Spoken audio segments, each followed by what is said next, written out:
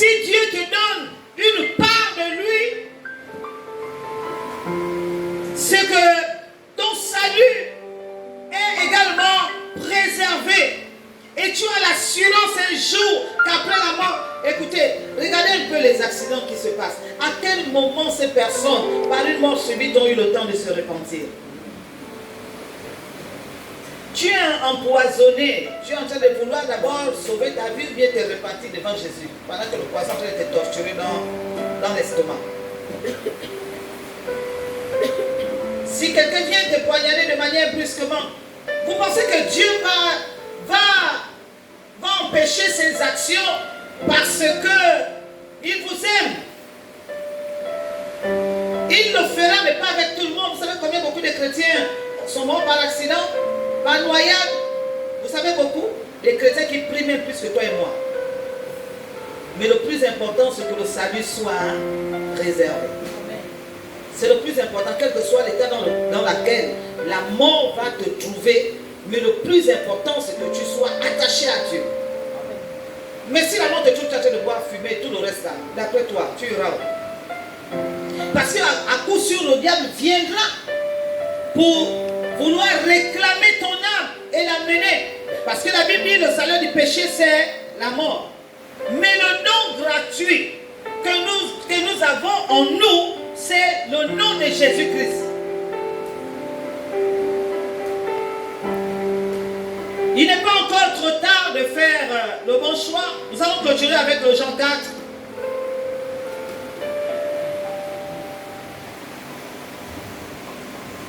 Jean 4, verset. Non, je crois que c'est le même. Éphésiens 5. C'est un autre verset. Éphésiens 5, je vais lire parce que j'ai le Jean 4. Que l'immoralité, Jean 5, Éphésiens 5, 3. Que l'immoralité sexuelle, l'impureté sur toutes ses formes, ou la soif de posséder ne soit même pas mentionnée parmi vous, comme il convient à des saints. La Bible est pleine de recommandations, des lois, des conseils, des orientations pour nous bâtir tous, pour que nous ayons une vie meilleure. Une vie meilleure. Nous allons continuer dans le livre de Luc 12, verset 15.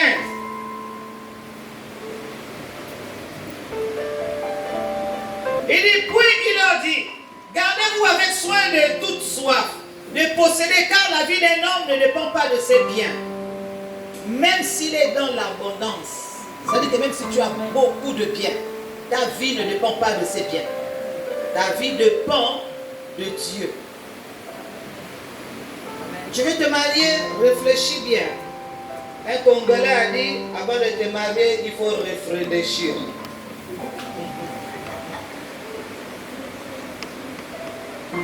On répète, vous dites quoi? Avant de te marier, il faut réfléchir. Il n'a pas raison parce que réfléchir, c'est un mot difficile. Avant de te marier, il faut réfléchir. Bâtir ta vie maritale. Et les jeunes aujourd'hui veulent se marier, c'est une très bonne chose. Pas parce qu'il faut seulement commettre l'acte sexuel. Surtout que les jeunes femmes, elles vont montrer qu'elles ont un beau garçon. Elles ne savent même pas préparer que l'œuf à la tomate tous les jours.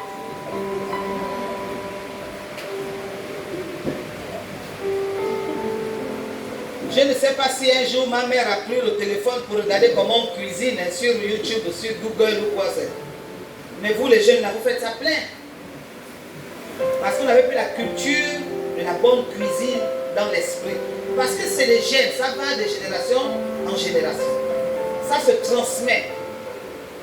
Vous pensez que vous préparez le sang, j'ai besoin d'aller regarder sur Facebook? Ou bien vous préparez le mindrombela ou le kouroudou, le chou du bananier? Il faut que j'aille d'abord regarder pendant que je suis originaire Nzebi. Je dois connaître comment cela se prépare. Tu ne sais pas innover. C'est poulet riz, dindon riz, elle riz, jusqu'à riz et dindon, tous les deux, poupée, dédé, riz. Mais je veux me marier. Je veux avoir des enfants. Tu ne connais pas garder un enfant. Tu ne connais pas ce que c'est l'amour. Ton cœur est rempli de méchanceté. Tu ne connais pas comment on entretient un enfant. L'enfant, toi, tu deviens ingénieur du doigt et l'enfant devient ton travailleur. Il te balaye la maison, il t'apporte le café au lit. Et il faut voir des personnes qui le font. Hein. Non, regardez un peu ces personnes-là. Ce n'est pas des personnes, des ministres, mais non. C'est des personnes qui savent même que leur vie, vraiment, elles se battent, mais elles font encore des choses difficiles qui compliquent encore davantage leur vie. Tu ne connais pas aimer. Tu ne connais pas t'entretenir. Il y a l'odeur des aisselles et tout ça là. Tu ne connais pas mettre le parfum, les poissons blancs partout, c'est même pas. L'église enseigne et éduque. Si la société a raté, l'église doit rattraper. Amen. Amen. Amen. Amen. Tu connais même pas tirer le chignon parce que je suis allé au salon. J'ai fait mes bouclettes avec le fil. Et puis je lâche ça, c'est joli. Tu dis, maman est belle, hein? Mais je suis belle parce qu'elle fait les bouclettes avec le fil comme pour les habits. Mais toi, tu ne connais pas quand tu te dis tu veux le mariage. Tu ne connais pas comment on va travailler l'argent, tu veux la femme.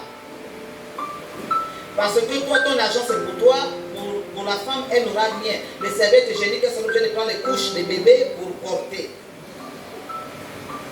Tu ne sais pas qu'on entretient une femme, la crème, la femme a beaucoup de choses sur son corps, le vernis, les ongles, tout ça là, les cils, crayons de beauté, tout. Mais tu n'as pas l'argent, laisse la femme tranquille.